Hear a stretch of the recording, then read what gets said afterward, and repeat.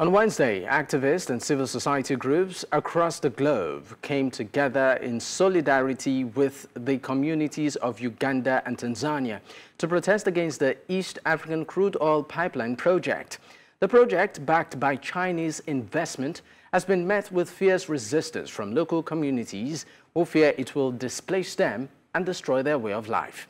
In Nigeria, our correspondent Marvelous Obomanu covered the protest by climate advocates at the Chinese embassy in Abuja, calling on the Chinese government to end its proposed plan to fund the East Africa crude oil pipeline project in Uganda and Tanzania.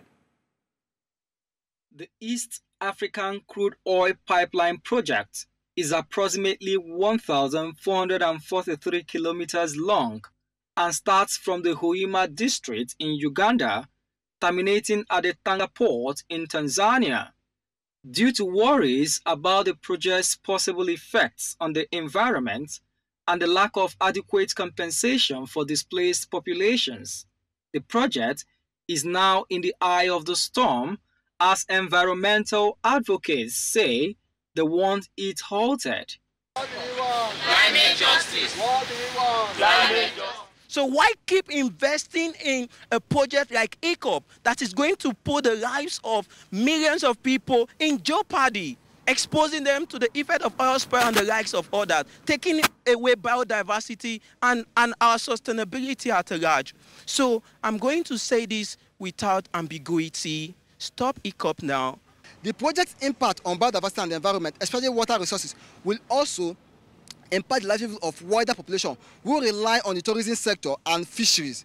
The fisheries sector in Uganda alone employs over 1.7 million people directly and 3.6 million people indirectly, with Lake Albert and Lake Victoria contributing to more than 80% of the country's total fish production. All we are saying is stop Erupt.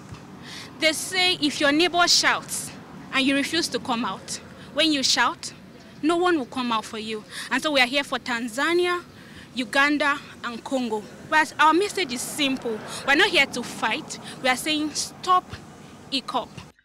Climate advocates under the Stop Erupt coalition around the continent have called on financial institutions to distance themselves from the proposed pipeline.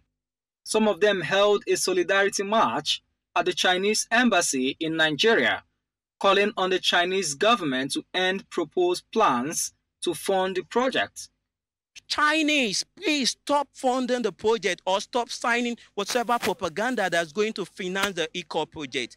We know that it's an investment for you, but there's an alternative. There are green solutions that can create jobs for the masses. Even the oil project that has been spanning across Nigeria and the south, the Niger Delta, only a few people are being employed. But if you think green and if you think sustainable, a lot of African youth will gain employment. But why Erupt? Why our lives? Why our farmland? Funding a project that is estimated to lead to greenhouse gas emission of 379 million tons CO2 and bring serious stress to local livelihood is not the kind of climate or development partnership African people are asking for. What do we want? Stop Erupt.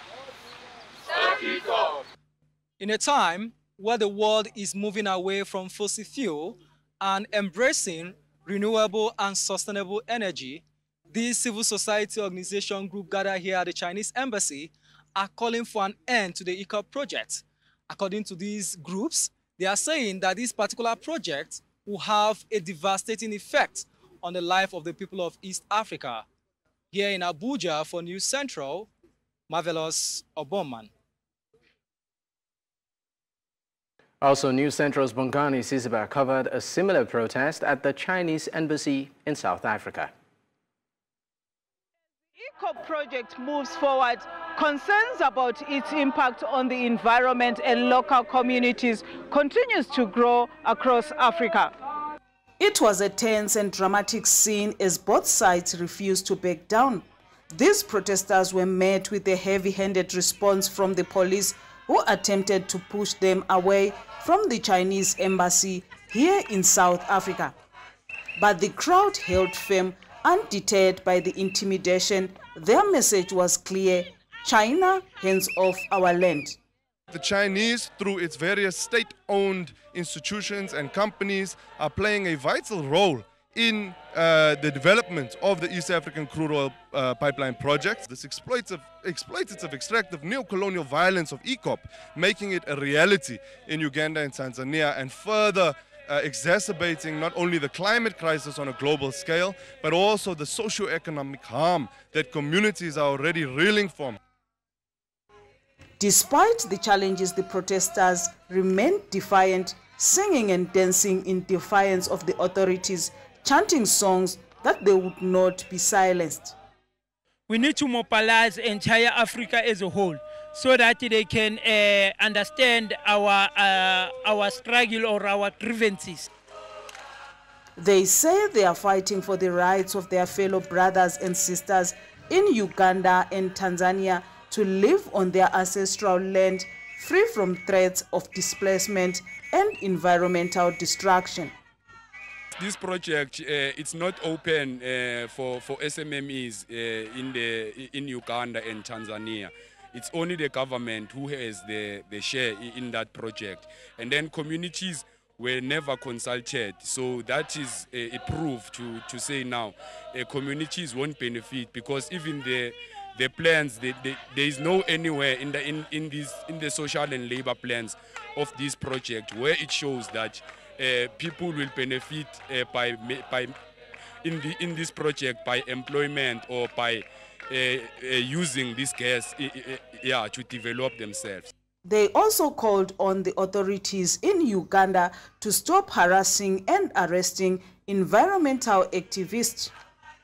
These activists who have been arrested in Uganda, it's unacceptable the way they've been treated. Some have been arrested recently just for protesting at the Chinese embassy. Activists were arrested last year. They spent months in jail, mistreated, tortured basically. It's unacceptable. Meanwhile, authorities at the embassy did not come out to receive the memorandum. However, these protesters, this is not their first time braving the elements and facing potential backlash, as they have similar visits before. However, their resolve remains unwavering. They have vowed to keep coming back until their voices are heard and their demands are met.